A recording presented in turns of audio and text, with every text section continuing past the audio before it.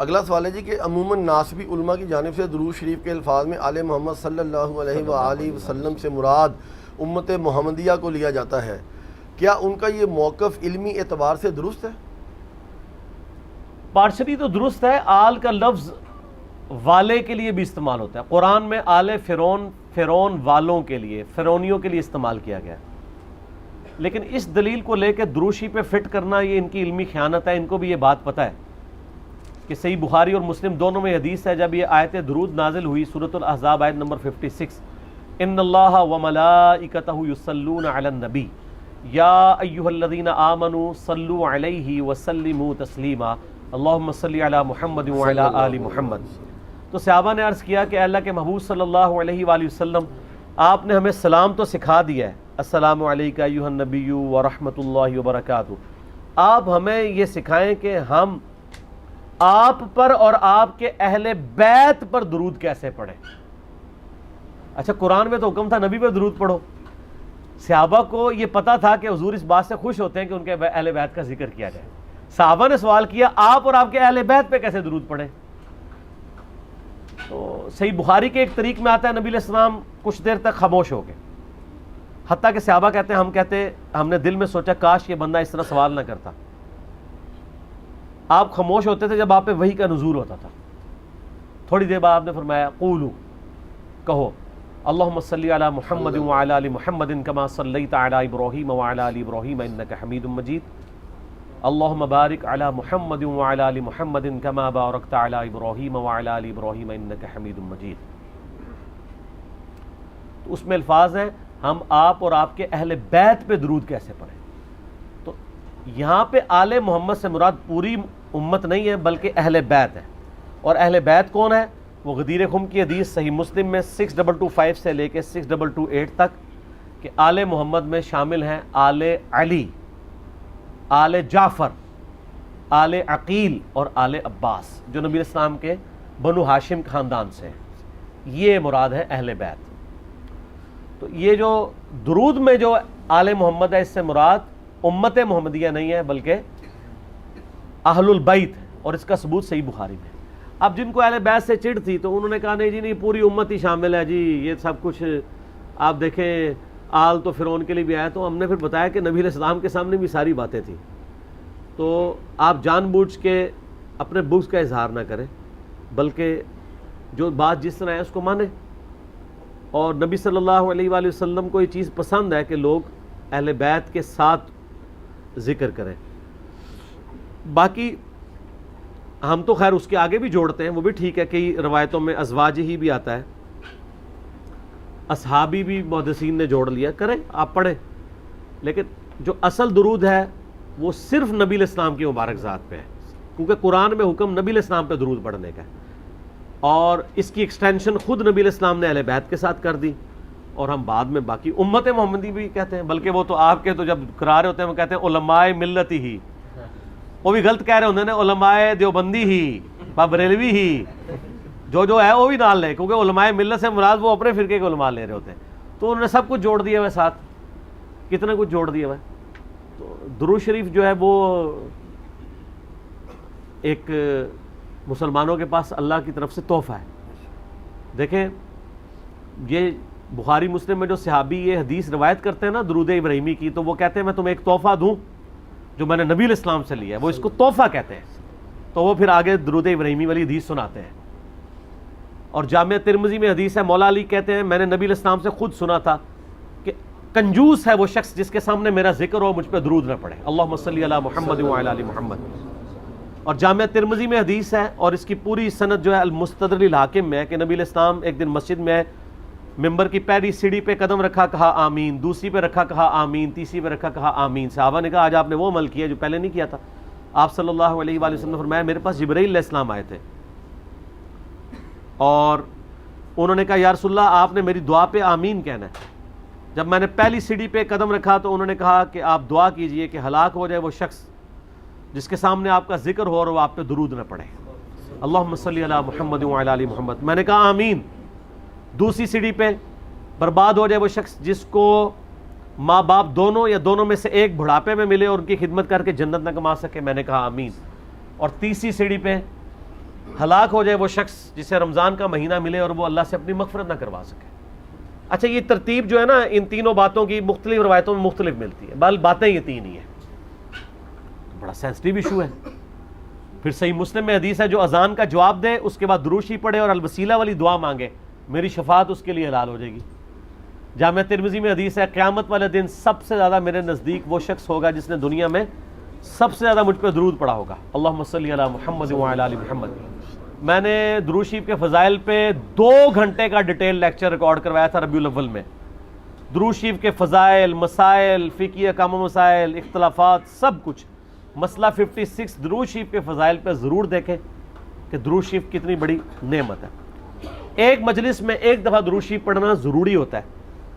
مسند احمد میں فضل الصلاۃ علی النبی اور باقی کتابوں میں موجود ہے کہ اگر کوئی شخص کسی مجلس میں جائے اور بغیر اللہ کا ذکر اور درود شریف کے اٹھ جائے تو قیامت والے دن جنت میں بھی پہنچ جائے تو اسے اس بات پہ حسرت ہوگی جب وہ اجر دیکھے گا کہ یار میں کاش جو ہے وہ درود اور اللہ کی حمد کے بغیر نہ اٹھتا.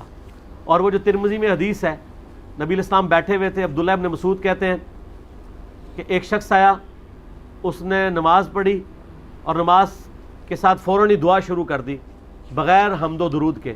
آپ علیہ السلام نے فرمایا سائل نے جلدی کی.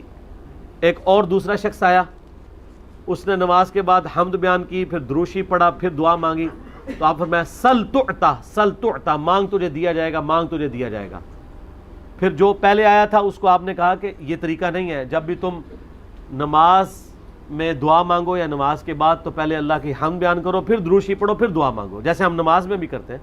التحیات للہ والصلوات والطیبات، یہ اللہ کی حمد ہے، پھر نبی علیہ السلام پہ سلام ہے، پھر درود شریف ہے، پھر اینڈ پہ دعائیں ہیں. یہ ترتیب ہے. تو یہ دعاؤں کی قبولیت کا ذریعہ ہے اللہ کی حمد اور درود شریف پڑھنا. درود شریف جو ہے وہ یعنی مسلمانوں کا اوڑھنا بچھونا ہونا چاہیے. اور میں اس حوالے سے کریڈٹ دوں گا، میں نے 2 مکاتب فکر دیکھے ہیں جن میں درود شریف کا اس حوالے سے اہتمام ہے. ایک پہلے نمبر پہ اہل تشیع ہے کہ وہ درود شریف کا بہت اہتمام کرتے ہیں، یعنی جب نبی علیہ السلام کا ذکر ہو رہا ہوتا ہے وہ صلی اللہ علیہ وآلہ وسلم پڑھ رہے ہوتے ہیں. اور دوسرے نمبر پہ اہل حدیث ہے. آپ اہل حدیث علماء کو سنیں، آپ ایون عرب کے علماء کی تقریریں سنیں جو عرب میں عربی ہیں، مسجد نبوی میں اور حرم مکہ میں. وہ جتنی بھی دفعہ نبی صلی اللہ علیہ وآلہ وسلم کا نام لیں گے نا تو وہ آپ صلی اللہ علیہ وآلہ وسلم کے نام کے ساتھ درود شریف پڑھتے ہیں. قال النبی صلی اللہ علیہ وسلم یا صلی اللہ علیہ وآلہ وسلم. لیکن پاکستان میں جو اپنے آپ کو کہتے ہیں نا ہم درود والے ہیں، بارود والے نہیں ہیں، کہتے ہیں نا، ایک پارٹی ہے جو کہتی ہے ہم درود والے ہیں، اور وہ کہتے ہیں میلاد پہ بھی ہم درود پڑھتے ہیں، اذان کے ساتھ بھی درود پڑھتے ہیں. آپ ان کے مولویوں کی تقریریں سنیں. ان مولویوں نے طارق جمیع صاحب کے مقابلے پہ اسی یعنی رنگ ڈھنگ میں ایک مولوی لانچ کیا ہوا ہے بغیر نام لیے. اس کی آپ تقریر لیں، حضور نے فرمایا. وہ 50 دفعہ نام لے گا، ایک دفعہ بھی درود شریف نہیں پڑھے گا. توفیق ہی نہیں اسے درود شریف پڑھنے کی. آپ اس کی تقریریں سن کے دیکھ لیں. تو یہ کہاں سے درود والے ہیں؟ یہ درود والے کہاں سے ہیں؟ تو وہ کہتے ہیں ہم درود والے ہیں، ہم بارود والے نہیں ہیں. آپ درود والے بھی کوئی نہیں ہیں. ٹھیک ہے جی. تو درود شریف کا اہتمام کرنا چاہیے، کوشش کریں. آپ بات کی روانگی میں کبھی رہ جاتا ہے، اوورال ایک مجلس میں ایک سے زیادہ دفعہ رپیٹ ہو جانا چاہیے. صلاۃ بر محمد و آل محمد. اللہم صلی علی محمد وعلی آل محمد کما صلیت علی ابراہیم وعلی آل ابراہیم انک حمید مجید. اللہم بارک علی محمد وعلی آل محمد کما بارکت علی ابراہیم وعلی آل ابراہیم انک حمید مجید. الحمدللہ میں نے اس کے اوپر ایک تحقیقی مقالہ ریسرچ پیپر نمبر 5B لکھ دیا ہے، واقعہ کربلا کا حقیقی پس منظر 72 صحیح الاسناد احادیث کی روشنی میں، جس میں میں نے کل اہل سنت کی مین سٹریم کی کتابوں سے 200 احادیث جمع کی ہیں. اکثر احادیث بخاری اور مسلم سے ہیں، جس میں میں نے یہ پورے کا پورا مقدمہ سیدنا عمر فاروق رضی اللہ تعالیٰ عنہ کی شہادت سے لے کر شہادت حسین علیہ السلام تک کور کیا ہے. اور اس کو احادیث کی روشنی میں مرتب کیا گیا ہے، نہ کہ تاریخ کی روشنی میں۔ ظاہر ہے تاریخ حکمرانوں نے لکھوائی ہے، اس میں ان کے اپنے انٹرسٹ بھی تھے، اکثر چیزوں کی اسناد بھی اویلیبل نہیں ہوتی، اور اس میں بخاری اور مسلم کے علاوہ جتنی بھی احادیث میں نے جمع کی ہیں ان میں دور حاضر کے جو بڑے بڑے محققین اور محدثین ہیں ان کی تحکیم باقاعدہ لگائی ہے۔ شیخ البانی رحمہ اللہ تعالیٰ کی، شیخ زبیلی زئی رحمہ اللہ تعالیٰ کی، شیخ شعیب آرنوت رحمہ اللہ تعالیٰ کی، شیخ سلیم اسد کی، غلام مصطفیٰ ظہیر صاحب کی، اور لوگوں کی تحکیم کے ساتھ میں نے اس کو مرتب کیا ہے۔ کوئی ایک حدیث بھی ایسی نہیں ہے جسے آپ یہ کہیں کہ وہ کسی محدث کی تحکیم کے بغیر اس میں ڈالی گئی ہو۔ یہ ضرور ہو سکتا ہے کہ کسی کو کسی معاملے میں اختلاف ہو، لیکن ایسا نہیں ہوگا کہ کوئی حدیث ایسی ہو کہ جس کو سارے بالاتفاق جو ہے وہ مردود یا ضعیف یا موضوع سمجھتے ہوں۔ ضرور کسی نہ کسی نے اس کی تصحیح اور تحکیم کی ہوئی ہوگی صحت کے اعتبار سے۔ اس کو میں نے سٹارٹ کیا ہے خلفائے راشدین کون سے ہیں، اس سے آغاز کیا ہے اس ریسرچ پیپر کا۔ اس کے بعد پھر میں نے جو جنگ جمل صفین اور نہروان ہوئی، شہادت عثمان والا ایشو ہوا، اس کو کور کیا ہے، صلح حسن کو کور کیا ہے، یزید کی ولی عہدی کو، اور الٹیمیٹلی سیدنا حسین ابن علی رضی اللہ تعالی عنہما وعلیہم السلام کی مظلومانہ شہادت کو صحیح الاسناد احادیث جو اہل سنت کی کتابوں سے ہے اس سے کور کیا ہے الحمدللہ۔ تو اس لیے آج میں جتنی بھی احادیث بیان کروں گا کوسچنز کے دوران آلموسٹ ساری اس میں اویلیبل ہوں گی۔ آپ یہ ریسرچ پیپر ہماری ویب سائٹ ahlsunnatpak.com سے فری ڈاؤن لوڈ کر سکتے ہیں، PDF، واٹس ایپ گروپس میں رابطہ کر کے منگوا سکتے ہیں، اور اگر ہارڈ کاپی آپ نے منگوانی ہے تو ہماری اکیڈمی کا نمبر ہے +92 کے کوڈ کے ساتھ 3215900162۔ پاکستان سے کریں گے تو 0321590162۔ صبح 9 سے لے کر آلموسٹ اب تو مغرب تک کھلا ہوتا ہے، پورا دن۔ اللہ کا شکر ہے کہ ہم نے اس کے اوپر اب باقاعدہ ڈیوٹی لگا دی ہے۔ ہمارے ابرار الحسن بھائی جو ہیں وہ ان کو ہم نے اسپیسیفائی کیا ہے، اس کے علاوہ بھی عثمان بھائی بھی کبھی کبھار سن لیتے ہیں، ندیم بھائی بھی۔ آپ نے یعنی اکیڈمی میں آنا ہے درس سننے کے لیے یا ریسرچ پیپر فری منگوانی ہے ڈاک، تو یہ بھی ریسرچ پیپر، اس کے علاوہ 8 ریسرچ پیپر، یہ ٹوٹل 9 بنتے ہیں، اور 3 اذکار کارڈ ہیں، صبح شام کے سنت اذکار، فرض نماز کے بعد کے سنت اذکار، اور جادو ٹونا وبائی امراض اور قدرتی حادثات سے بچنے کے سنت اذکار۔ یہ ٹوٹل 12 کا پیکج ہے جو ہم فری ایک سیٹ سب کو بھیجتے ہیں، آپ منگوا سکتے ہیں۔ ایک سے زیادہ سیٹ منگوانے ہو تو نو پروفٹ نو لاس کے اوپر، بلکہ تھوڑے سے لاس کے اوپر ہی ہم لوگوں کو بھجوا دیتے ہیں۔ کوشش کیا کریں سافٹ کاپیز کے ذریعے ہی کام چلائیں، آج کل چونکہ سافٹ کاپیز کا ہی موڈ ہے، آپ کسی کو اس کا اسکرین شاٹ لے کے شیئر بھی کروا سکتے ہیں۔ تو یہ ریسرچ پیپر خود بھی پڑھیں۔ محرم دعوت کا مہینہ ہے، ربیع الاول شریف دعوت کا مہینہ ہے، رمضان شریف دعوت کا مہینہ ہے۔